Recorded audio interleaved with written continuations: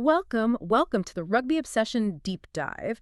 Today, we're not just scratching the surface of the latest rugby news. We're going deep. Really deep. Yeah, into the layers behind, well, one of the most talked about decisions, I think, in recent Springbok history. We're talking about that captaincy call. Mm-hmm. The Kriel Kolisi situation. Exactly. It's got everyone talking about tactics, about leadership, and, that camaraderie that really defines rugby, doesn't it? It really does.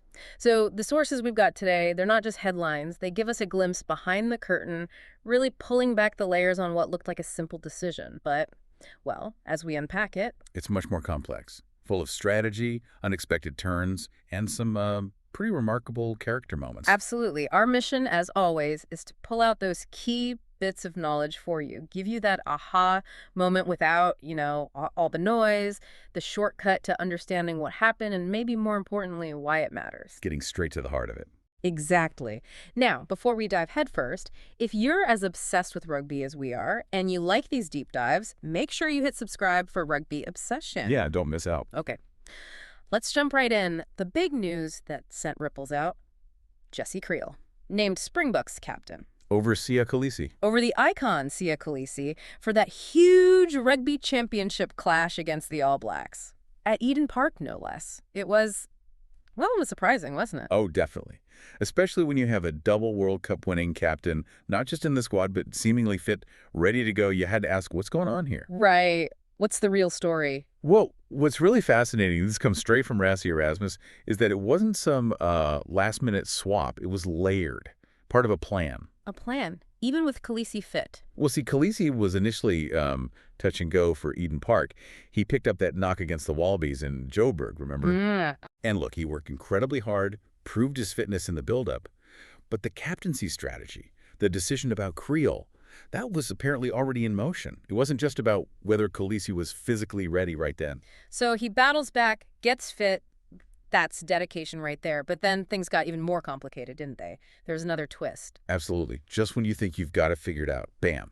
An untimely injury, as was described, to Jean-Luc Dupreez. Ah, the number 8. Crucial. Exactly. He was set to start, then suffers a knee injury in training Wednesday before the game.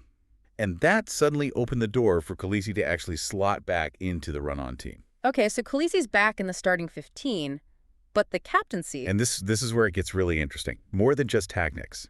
Erasmus revealed even though Kolisi was fully fit, back in the team, it was Siya's own suggestion. No way! Yeah, his suggestion that the plan shouldn't change, that Kriel should remain captain for the game. He basically said, stick with the plan. Yeah. It is. The team had been told internally on Sunday. Jesse Kriel is captain, only his third time leading the side. Right.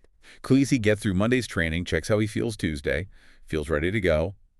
But crucially, he backed the existing plan, out of respect maybe for the prep. For Kriel, it shows incredible trust. Erasmus actually quoted him, didn't he, talking to Supersport? He did. He said, Siya and I had a chat, and he said to me, hey, the team has already been announced, and Jesse is captain. So it was Siya's suggestion, and all good, the whole team understands, but Siya is our captain for the rest of the year. That quote says so much, that selflessness. But for a player like him, 95 caps just earned to do that. I mean, what does that do for the team? Is it just a one-off, or is it something deeper in the Buck culture? That's the million-dollar question, isn't it? And I think it goes deep. Connecting this to the bigger picture, it's just incredible humility, a totally selfless, team-first attitude from a guy who's achieved everything. Double World Cup winner. Exactly. It's not just handing over an armband for 80 minutes. It's a very public display of that Ubuntu idea they talk about, right? The collective over the individual. It reinforces stability, trust in the decisions, even when things change last minute. And think about Kriel. What a vote of confidence. Lead the team, no shadows. It builds a culture where everyone trusts the structure. That's vital. It really sets a tone, doesn't it? It tells every single player the team's plan, the team's headspace comes first, even before the captain. And Erasmus did confirm Siya and Jasper Wise would be back the next week, hoping Peter Steff got through okay too. Just shows the depth, not just talent, but character. Absolutely, depth of character. So moving beyond just the captaincy for a moment, let's talk about Siya himself. More than a leader, he's becoming, well, he is an icon. And that match where he showed all that grace was also his 95th test cap. 95. It's a huge number. Huge. And what's fascinating there is what it means. He's now just 5 matches away, 5, from becoming only the 9th Springbok centurion ever. Wow. The 9th ever. Monumental. For one of the most inspirational figures in the whole sport. It speaks volumes about his consistency, his resilience, staying at that top level for so long. It really does. So you've got this massive personal milestone looming, the 100 caps, and then you have this act of complete selflessness. What does that combination do for his legacy and for the Boks? It cements it, I think. It really poses that question. Yeah. How does someone with that stature, with that personal glory right there, stay so grounded, so focused on the team? Yeah. He's not just a great player, he's teaching them a masterclass in leadership, isn't he? Putting the team's success, its harmony, above his own spotlight. That moment, letting Kriel keep the captaincy, people will remember that maybe more than some tries. You're right. It makes him not just a great captain, but a great human leader. Yeah. That stuff resonates way beyond rugby. It shows leadership isn't just the title, it's your impact. It's profound, really. A lesson in trust and strategy and just being a good teammate. Makes you wonder how many moments like that we miss in sport, right? For sure. Well, we love digging into these layers on rugby obsession. And if you find this stuff as compelling as we do, please hit that subscribe button and let us know in the comments. What did you think about Kolisi's decision? What does it say about the Springboks? Yeah, we'd love to hear your thoughts. Now, this kind of respect, this team first thing, it's not just within one team, is it? It's kind of a rugby thing. It even stretches across rivalries, fierce rivalries. Oh, definitely. And our sources picked up on a brilliant example involving Kolisi again, but this time with his opposite number in that match. All Black star Ardie Savea. Ah, Savea, what a player. And he was celebrating his own massive milestone in that game, his 100th test for the All Blacks. Incredible. He was openly saying he was relishing going head-to-head with Kolisi. You expected fireworks. And you got him on the pitch, but off it. Yeah. That's the beauty of rugby.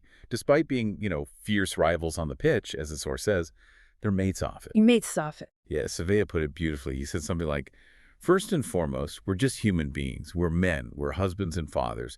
Siya is the same as me. We're just brothers off the field. But again, we represent 2 different countries that want to get the result, so that's the special friendship. That quote just nails it, doesn't it? Intense competition, but underneath, respect. Human connection. Exactly. It reminds you there's more to it than just the 80 minutes. And Savea added that it's pretty common, this dynamic. With a lot of international teams and players, he said, we go out there and try and beat each other up, do what's best for our team, and then we just share a conversation just like normal human beings. Put that aside and just connect. What does that tell us about rugby itself? Well, what's compelling here is that it's not just a nice story. It feels like it's fundamental to rugby's identity.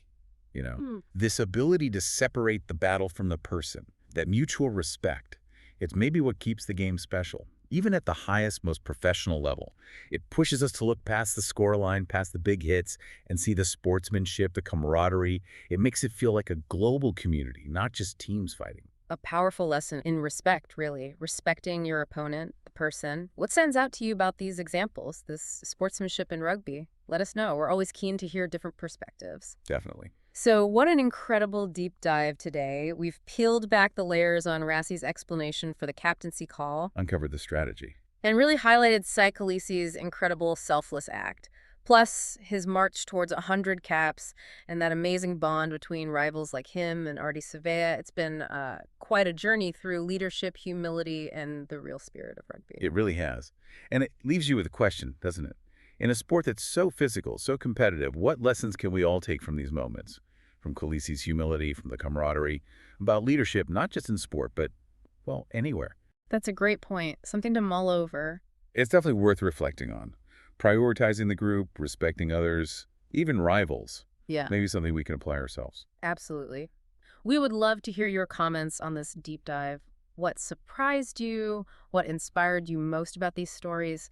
Your insights really add to the conversation. Please do share them. And of course, for more deep dives like this, analyzing the game we all love, make sure you subscribe to Rugby Obsession. Stay connected. Thank you so much for listening to the Rugby Obsession Deep Dive, and we will look forward to you listening to our next episode.